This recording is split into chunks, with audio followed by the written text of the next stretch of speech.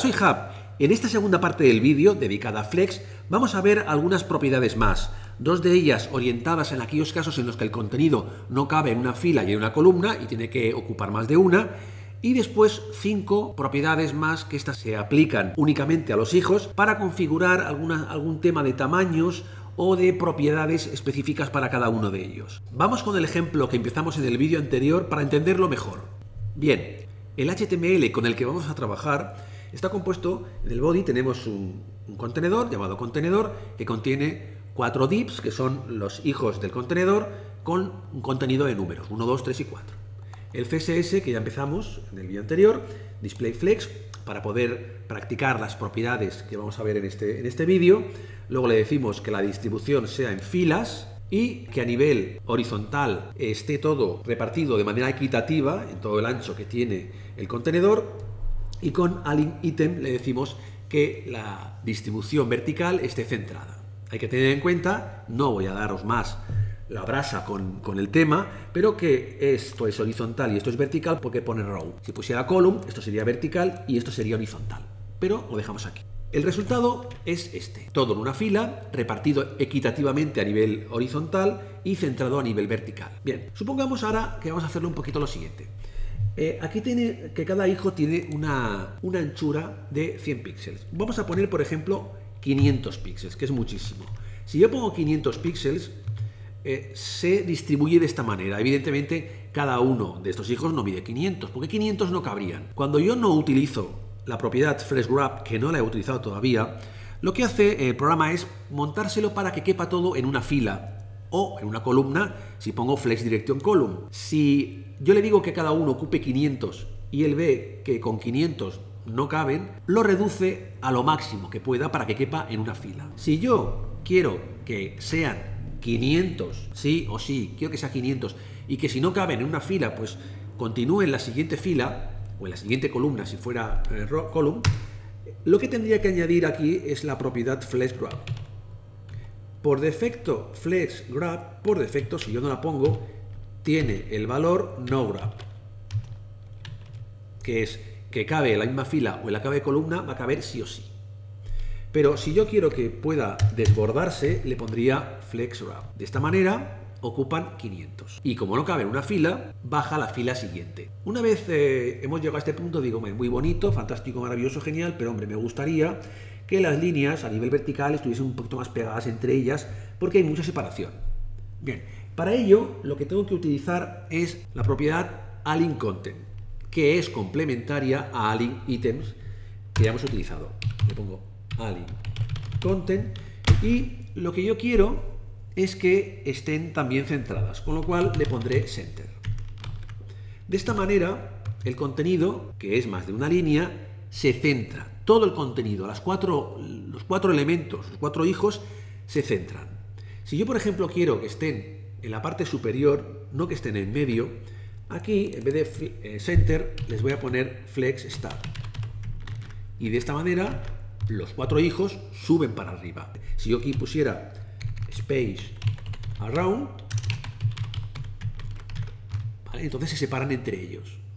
Es decir, align items sería la distribución vertical, sobre todo cuando se utiliza una sola fila o una sola columna, pero cuando tenemos más de una fila o más de una columna, tenemos que utilizar align content para distribuir todas las filas y todas las columnas al mismo tiempo. Estas son las propiedades que aplicadas al contenedor afectan a los hijos por igual, pero también tenemos una serie de propiedades que afectan a cada uno de los hijos por separado. Pueden tener características diferentes cada uno de ellos.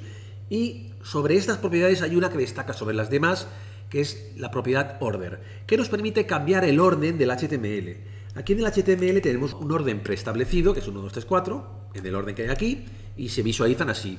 Pero si yo, por ejemplo, quisiera que el 4.º hijo que está al final estuviese por encima, o que el primer hijo estuviese al final, por ejemplo, pondría esta propiedad al primero de los hijos. Aquí yo tengo un selector que afecta únicamente al primer div del contenedor, al primer hijo, y aquí le pondría order 4. Está el order 1, 2, 3 y el 4. Yo al primer hijo le pongo order 4 y vemos cómo aquí cambia. Ahora empieza por el 2, 3, 4 y el 1. Vamos a verlo quitándole la posibilidad esta de que tenga más de una línea, se verá mejor. Le pongo aquí no grow up para que se ponga una línea. Y lo veo clarísimamente, 2, 3, 4 y luego la 1. Si yo, por ejemplo, quiero cambiarle más órdenes y hacerla un poco distinto, podría poner a cada uno de ellos un orden. Primero quiero, por ejemplo, pues que me ponga la 3, le pongo order 1, luego quiero que me ponga order 2 la 4, luego quiero que me ponga la número 2 y luego quiero que me ponga la primera. Y el orden es el que yo le he puesto. Es evidente que alguien me puede pensar, bueno, es que si yo quiero hacer esto, pues en vez de poner el CSS, lo modifico aquí. Pero bueno, es que lo interesante de aquí es que si yo lo veo en un móvil, pueda cambiar algún tipo de orden para poder verlo de manera diferente, y si lo veo en una tablet, pueda modificar el orden de alguno de los elementos para que se vea de una manera totalmente distinta. Y ahí es donde está un poco la gracia del orden. Otra de las propiedades que podemos utilizar específica para cada uno de los hijos es cuando queremos cambiar la distribución de uno de los hijos y queremos que en vez de estar centrado, ese hijo en concreto, pues esté alineado de otra manera. En ese caso voy a quitar primero, voy a quitar los órdenes porque tampoco no tiene mucho que ver. Voy a quitar el orden, ahora lo veo así y supongamos que yo quiero que el 2 esté alineado por la parte de arriba. En ese caso, lo que voy a añadir al número 2, que sería este de aquí, es la propiedad align self. Y le pondré el valor que quiera. Si quiero que esté arriba, pues le pondría flex start. Podría ser flex end, podría ser center, podría ser baseline o podría ser stretch. Si yo le pongo flex start, el 2 está en la parte superior y el resto siguen igual. O bien le podría aquí poner stretch. Y tendría únicamente este elemento tendría una propiedad específica para él solo. Otra de las opciones que podemos utilizar, menos conocidas o menos utilizadas, es hace referencia al tamaño, al tema del tamaño que puede tener. Nosotros aquí hemos utilizado un tamaño, una anchura de 500 píxeles, que evidentemente, como todo está en la misma fila, lo que hace es añadir el tamaño máximo que puede tener para que quepa en la misma fila. Pero nosotros podríamos utilizar, en vez de utilizar el width o bien el age, podríamos utilizar esta propiedad que básicamente lo que hace es que sustituye, no hace nada, no vemos ningún tipo de cambio, sustituye al width si es en row, si es en filas, o sustituye al age, a la altura, si es en columnas. Para no tener que poner una u otra, el flex backsis lo que hace es sustituir a una de las dos. Bueno, puede tener una utilidad o no, pero conocer que existe no va mal. Ahora lo que vamos a hacer es una opción un poquito más complicada, y para ello voy a poner aquí, por ejemplo, 50 píxeles, que es muy poquito. Si yo pongo 50 píxeles, ¿vale? Él me lo coloca en 50 píxeles. Bien, pero voy a utilizar la propiedad flex grow.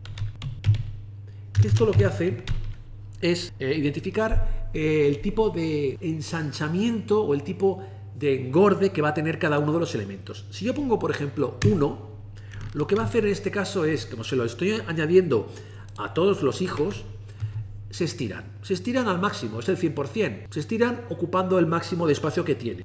Si yo por el contrario a uno de ellos, por ejemplo a este de aquí, le doy otro valor, flex ground 2 por ejemplo, podré ver que el segundo elemento es más grande respecto al resto. ¿Cómo funciona esto? Funciona de la siguiente manera. Yo, por ejemplo, al primero de ellos, al tercero o al cuarto, le he dado 50 píxeles.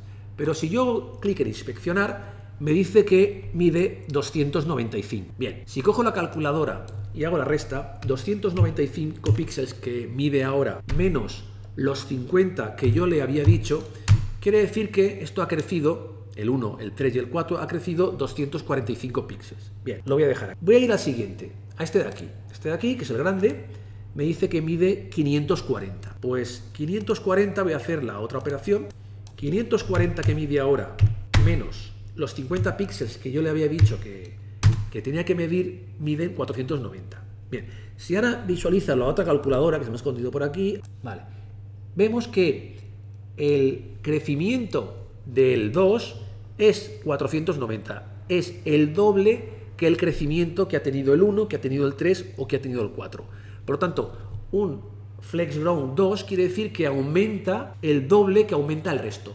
No que tiene un aumento del doble que este, que ya vemos que podría ser, pero que no. Sino que cuando, por ejemplo, este de aquí aumenta 1, este de aquí aumenta 2. Una propiedad muy parecida a esta, pero que hace lo contrario, sería flex shrink.